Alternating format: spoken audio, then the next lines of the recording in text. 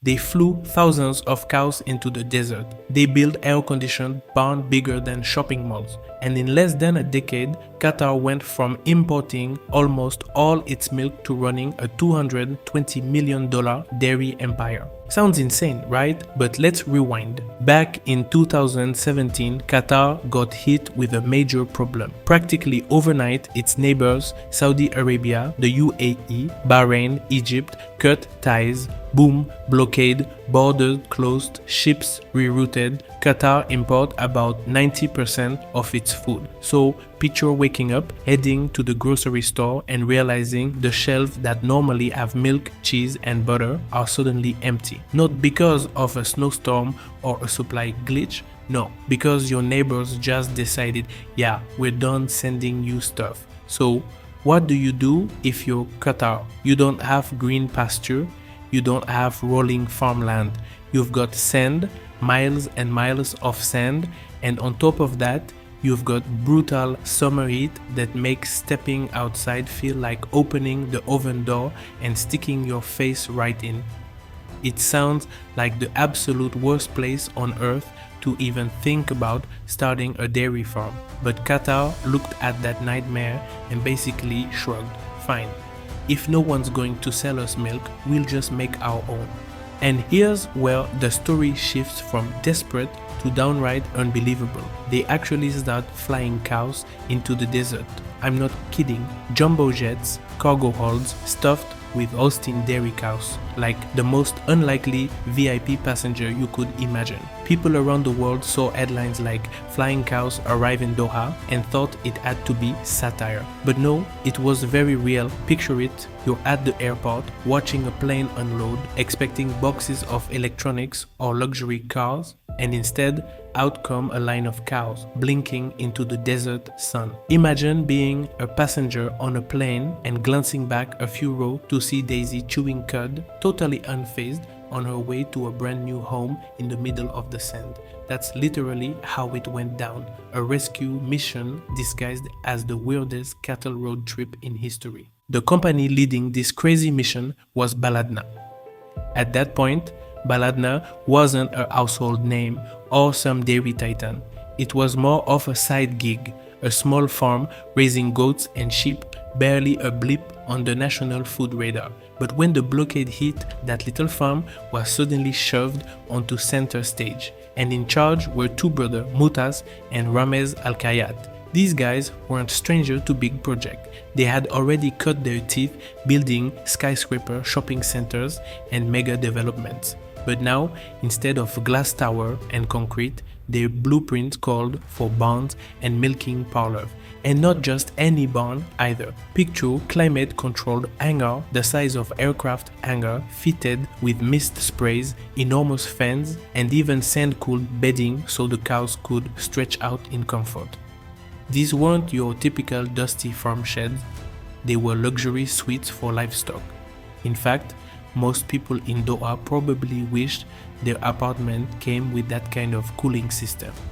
If you happen to be one of those cows, Qatar wasn't some harsh desert exile, it was practically a spa retreat. You'd been flown in on a cargo plane, chauffeured to an air-conditioned palace, and now you were munching on a custom diet imported from halfway around the globe. Forget first class, these cows were living in a kind of bovine 5-star resort that a lot of humans would envy. But let's be real, it wasn't simple. Cows eat a lot, and hay doesn't exactly sprout up beside sand dune. If you've ever seen a cow grazing lazily in a green field, try picturing that against the backdrop of endless beige desert.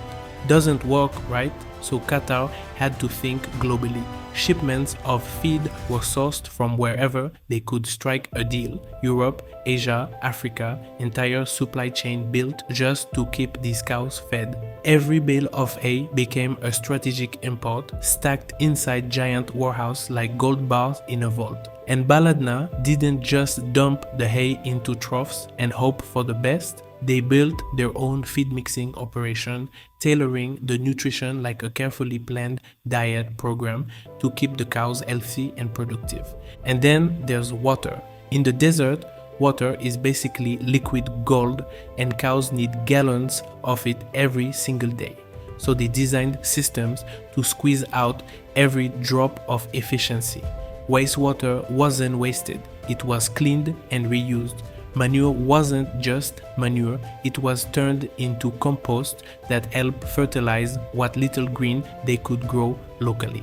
The whole operation ran like a closed loop because in Qatar, waste wasn't just wasteful, it was impossible. Now here's the jaw dropper. This wasn't just about scrambling to stay alive. Within 2 years, just 2 years, Baladna wasn't a survival project anymore. It was producing half the country's milk. Half. A place that had been 100% dependent on import now had supermarket shelves lined with carton proudly stamped "Made in Qatar." Parents were pouring local milk into their kids' cereal bowls. People were picking up yogurt that didn't cross a border to get there. It felt surreal, almost like living in an alternate timeline, and the significance went way beyond convenience. It was about identity. That carton of milk stood for resilience, it stood for independence. It was proof that Qatar could bend the desert to its will and build something everyone else thought was impossible. And Baladna didn't stop there. The herd kept growing. They didn't just stop with a few thousand cows. The numbers ballooned to over 22,000. 22,000 cows, each one living in its own climate-controlled comfort zone, pumping out milk every single day. By the time they were at full capacity, Baladna could produce close to 1 million liters daily. Wrap your head around that, 1 million liters of milk in the desert. It's like a miracle disguised as logistics. I always picture the contrast. You're driving out of Doha. On one side, endless sand dunes, the kind of scene you expect from a desert. And then, out of nowhere, there's this gigantic high-tech farm with row after row of cows calmly mounting hay under mist sprayer. It's like dropping a slice of Switzerland into the Arabian Peninsula. Totally out of place, but somehow it works. And that's the magic of this story. It's not just about milk, it's about the sheer audacity of saying, we're not going to wait for someone to save us.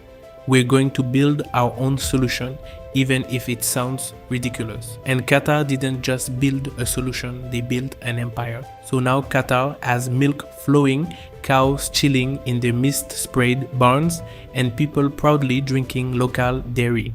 But here's where things get really interesting.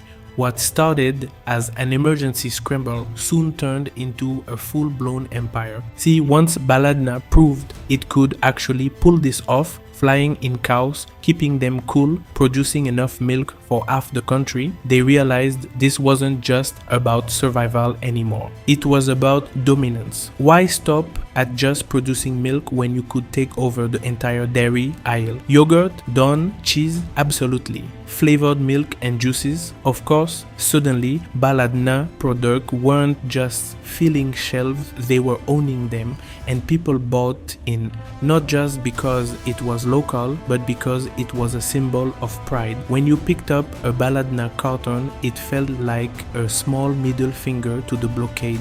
By 2019, Baladna was so successful that it went public. Yup, an IPO, shares hit the Qatar exchange, and almost instantly, the company turned into a national favorite. Ordinary citizen, companies, funds, everybody went a piece of the flying cows success story. And think about that for a second. 2 years earlier, Qatar didn't even have its own milk supply. Now it had a dairy company so big and so profitable it could list on the stock market. That's not just growth, that's transformation. And let's be honest, the optics were powerful. Every carton, every ad, every shelf stocked with Baladna products sent the same message. We don't need to rely on anyone else. We've got this. For a country as small as Qatar, being able to say you're self-sufficient in something as essential as milk was massive, especially when food security became a headline issue around the world.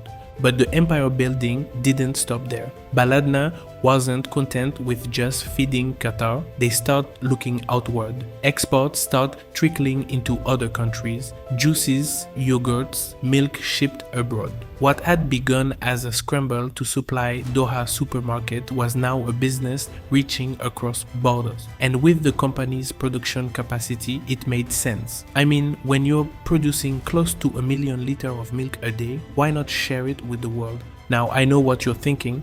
Okay, cool. But how sustainable is this really? Because let's face it, air-conditioned barn, importing tons of hay, and running a desert dairy doesn't exactly scream eco-friendly. And you're right, the challenges are real. Cooling cows in 45-degree heat takes an enormous amount of energy. Feeding thousands of animals when your land can grow enough fodder means constant imports. And water? Don't even get me started. Every liter had to be recycled, reused, squeezed for every drop. But here's the twist, Baladna actually built sustainability into its system. Wastewater was treated and reused. Manure turned into compost. Cooling systems were designed to be as efficient as possible. Was it perfect? Number. But compared to the alternative, total dependence on imports, it was a game changer. And it sparked a bigger conversation about how food can be produced in extreme environments, which, let's be honest, is becoming more relevant in a warming world. By now, Baladna had become more than just a dairy farm. It was a symbol, a living case study in what happens when a country decided to solve a crisis not with half measure but with total reinvention. And it resonated. Ask people in Qatar what Baladna means to them and you'll hear the same themes: independence, resilience, pride. And that pride is written all over the number. From a $220 million investment, Baladna grew into a company producing 85% of Qatar's fresh dairy needs. 85%. Think about that leap from near zero to near total coverage in less than a decade. Most companies spend 10 years just figuring out their logo. Baladna, in that time, rewrote the food security playbook. But let's zoom out for a second, because this isn't just Qatar's story, this is a global one. Around the world, countries are asking the same question. How do we feed ourselves if supply chains collapse? Climate change, wars, blockades, pandemics, all of these show how fragile our food system really are. And Qatar's response, as extreme as it looked, proved that sometimes the craziest ideas work. Flying in cows, building barns in the desert, turning waste into compost and water into a closed loop. Against all odds, it worked. And here's my favorite part of this whole saga. Next time you pour yourself a glass of milk or grab some yogurt from the fridge, think about this. Somewhere in the middle of Qatar, in a place where there should only be sand and heat, there's a high-tech dairy farm producing rivers of milk every day. Cows lounging in air-conditioned comfort, mist sprays keeping them cool, hay imported from halfway across the planet. It's absurd, it's brilliant, and it's proof that when survival is on the line, humans will figure out a way. So yeah, Qatar built a $220 million dairy empire in the desert. They didn't just solve a crisis, they turned it into an empire, a stock market darling, and a national symbol. And honestly, it's one of the wildest business stories you'll ever hear. And if you found this story as fascinating as I did, do me a favor, hit like, share this video with a friend who loves insane business stories, and drop a comment. Tell me, what's the craziest food project you've ever heard of? Because Qatar's flying cows have set the bar pretty high.